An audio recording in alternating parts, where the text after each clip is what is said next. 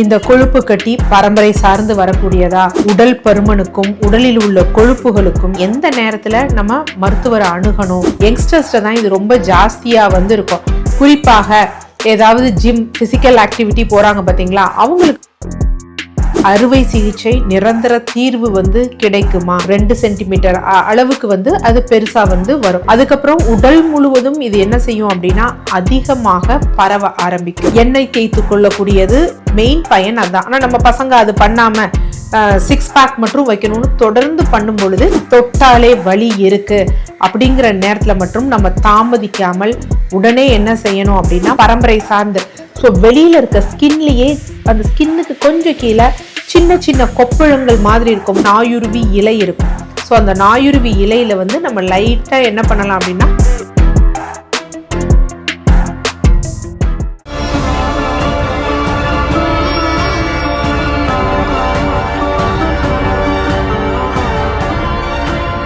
TCH viewers அனைவருக்கும் வணக்கம். தொடர்ந்து நமது சேனலுக்கு அளித்து வரும் ஆதரவிற்கு மனமார்ந்த நன்றி. இந்த பதிவுல நம்ம எதை பற்றி பார்க்க போறோம் அப்படின்னா கொழுப்பு கட்டி.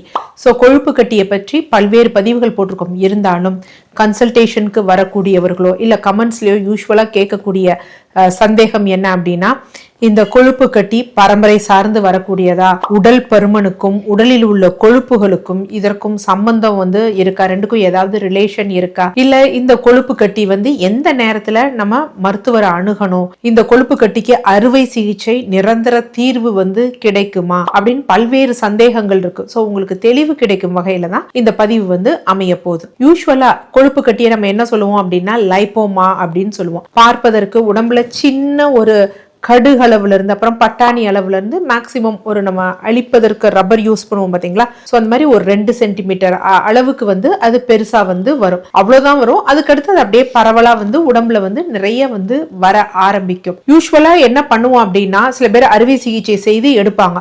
அதுக்கப்புறம் உடல் முழுவதும் இது என்ன செய்யும் அப்படின்னா அதிகமாக பரவ ஆரம்பிக்கும். ஃபர்ஸ்ட் இந்த கொழுப்பு கட்டி பரம்பரை சார்ந்து வரக்கூடியதான்னா மேக்சிமமா லைப்போமா அப்படிங்கிறது பரம்பரை சார்ந்து வராது. ஒரு சிலருக்கு மற்றும் ஒரு சில ஜெனட்டிக் இதால பரம்பரை சார்ந்து வரக்கூடியதா இருக்கும். பட் மேக்சிமம் இந்த கொழுப்பு கட்டியை பத்தி முழுவதுமான ஒரு ஆராய்ச்சி தெளிவுகள் இல்ல இதோட ஈட்டியாலஜி தெரியப்படலைனாலும் இதோட மெயின் விஷயம் என்ன அப்படின்னா, நமக்கு ஏதாவது ட்ராமா டேமேஜ் ஏற்பட்டது, நமக்கு ஒரு அடி ஏற்பட்டது அப்படின்னு வச்சுக்கோங்களேன்.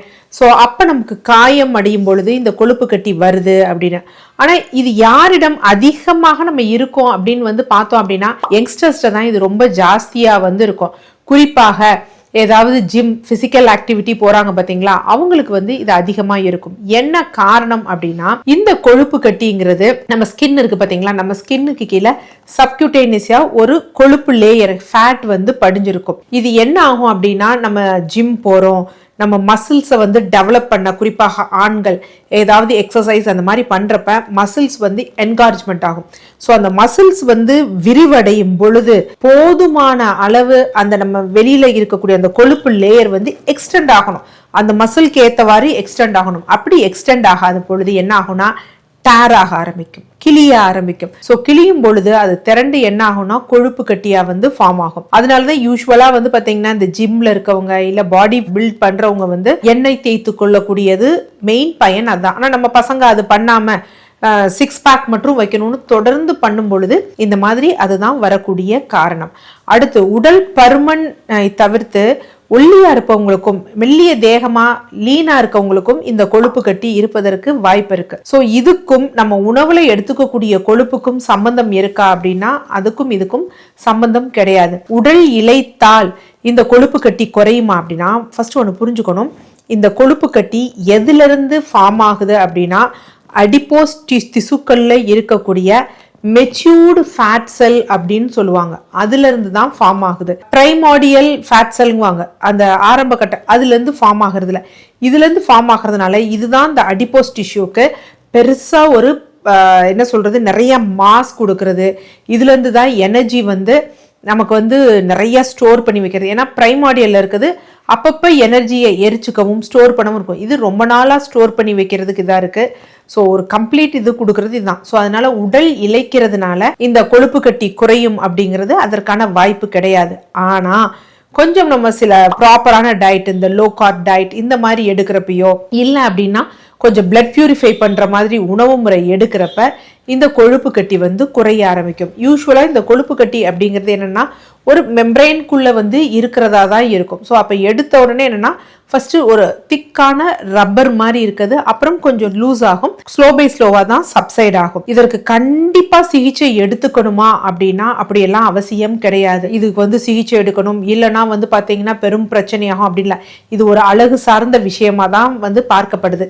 சப்போஸ் பசங்க வந்து விழிச்சுட்டாங்க, ஓகே நம்ம இந்த மாதிரி இருக்கிறதுனால தான் இனிமேல் நம்ம ஒழுங்கா எண்ணெய் தேய்ச்சி இந்த ஆயில் பாத் எல்லாம் எடுக்கணும், எடுத்துட்டு நம்ம 6 பேக் வைக்க ஜிம் போக ட்ரை பண்ணாங்க அப்படின்னா அவங்களுக்கு இந்த பிரச்சனை வராது. அதனால சிகிச்சை எடுக்கணுமானா தேவையில்லை. இதற்கு அறுவை சிகிச்சை நிரந்தர தீர்வா அப்படின்னா நீங்க யார்கிட்ட கேட்டாலும் தெரியும், ஒன்று எடுத்தோம், ஒரு 2 இயர்ஸ்க்கு முன்னாடி எடுத்தோம், 6 மாசத்துக்கு ஒன்று எடுத்தோம், பின்னாடி வந்து இப்போ பார்த்தீங்கன்னா இன்னும் அதிகமாக வருது அப்படின்னு தான் சொல்லுவாங்க. ஸோ அதனால இதற்கு அறுவை சிகிச்சை நிரந்தர தீர்வு கிடையாது. இது எந்த நேரத்தில் நம்ம ரொம்ப சீரியஸாக பார்க்கணும்னா, இது ரொம்ப அப்படியே சகப்பாக மாறுது, தொட்டாலே வலி இருக்கு அப்படிங்கிற நேரத்தில் மட்டும் நம்ம தாமதிக்காமல் உடனே என்ன செய்யணும் அப்படின்னா மருத்துவரை பார்க்கணும். இல்லைன்னா பயப்பட வேண்டிய அவசியம் கிடையாது. ஸோ இது இல்லாமல் வேற என்ன இருக்கலாம் இந்த கொழுப்பு கட்டி மாதிரினா, நிறைய பேர் என்ன கன்சல்டேஷன்ல வருவாங்கன்னா நியூரோ ஃபைப்ரோமா அப்படின்னு இருக்கும். இது மேக்சிமம் என்ன அப்படின்னா பரம்பரை சார்ந்து.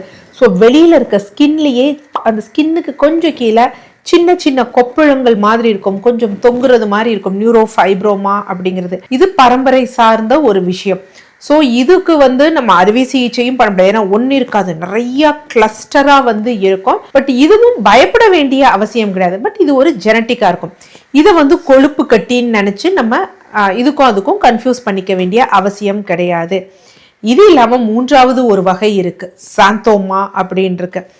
இது எப்படி இருக்கும்னா இதுவும் கொஞ்சம் கொழுப்பு நிறமா மஞ்சள் நிறமா இருக்கும்.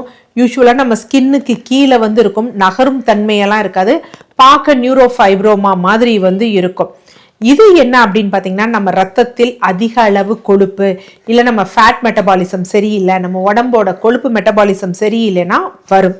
ஸோ இது ஸ்கின்ல வரும், அதே மாதிரி முகத்துல வரும், கண்கள் மேல கூட வந்து வரும். இதற்கும் கொழுப்புக்கும் நம்ம உண்ணக்கூடிய உணவுக்கும் நிறைய கனெக்ஷன் இருக்கு. ஸோ அவங்க என்ன பண்ணணும்னா அவங்க டயட்டை வந்து ரெகுலேட் பண்ணாதான் இது ஈஸியாவே வந்து இதாயிடும், கரைஞ்சிடும். ஆனா இது என்ன பண்ணணும் அப்படின்னா நம்ம டயட், இது உணவுல உண்ணக்கூடிய கொழுப்புக்கு சம்பந்தமானது ஜாந்தோமா அப்படிங்கிறது. லைப்போமாவும் அதே மாதிரி நம்மளுடைய அந்த நியூரோ ஃபைப்ரோமாவும் உணவுல நம்ம எடுக்கக்கூடிய கொழுப்போ ரத்தத்தில் இருக்கக்கூடிய கொழுப்புக்கோ பெரிதும் சம்பந்தம் கிடையாது. லைப்போமா வேணுமாவது கொஞ்சம் சம்பந்தம் சொல்லலாம், பட் நியூரோ ஃபைப்ரோமா அதற்கு சம்பந்தம் கிடையாது. இது 3ல சீரியஸான விஷயங்கள் அப்படிங்கிறது எதுவுமே கிடையாது. பட் சாந்தோமான்னு சொல்லக்கூடிய அந்த 3வது கொஞ்சம் நாளைக்கு நம்ம ஹார்ட் இந்த மாதிரி பிரச்சனை வரக்கூடாதுங்கிறதுக்காக அதை முறையா வந்து சிகிச்சை செஞ்சு நம்ம அதை பார்த்துக்கணும். லைப்போமா அப்படிங்கிறது பெருசா அறுவை சிகிச்சை தேவையில்லை. நம்ம டாபிக்கலா வந்து என்ன பண்ணலாம், சப்போஸ் நரம்புகளோட அதை அழுந்துச்சு அப்படின்னு வச்சுக்கோங்களேன், வலி வேதனையே உண்டு பண்ணும். அப்போ நார்மலா நம்ம என்ன பண்ணலாம் அப்படின்னு பார்த்தீங்கன்னா நாயுருவி இலை இருக்கும். ஸோ அந்த நாயுருவி இலையில வந்து நம்ம லைட்டா என்ன பண்ணலாம் அப்படின்னா சண்டமாருத செந்தூரம்னு இருக்கும், அதுவும் நெய்யும் லைட்டா தடவிட்டு அனல்ல காமிச்சிட்டு ஸ்டார்டிங் ஸ்டேஜ்லயே வர்றப்ப போட்டு வந்தோம்னா அமுங்க ஆரம்பிச்சிடும். அதை விட கொஞ்சம் ஜாஸ்தியாக இருந்ததுன்னா நிறைய டாபிக்கல் அப்ளிகேஷன்ஸ் இருக்குது. ஸோ அதை போட்டுக்கிட்டே வந்தோம் அப்படின்னா லைட்டாக அழுந்த ஆரம்பிக்கும். ஆனால் அது கூட என்னென்னா அழகு சார்ந்த ஒரு விஷயமே தானே தவிர நம்ம பயப்பட வேண்டிய அவசியம் கிடையாது. நன்றி.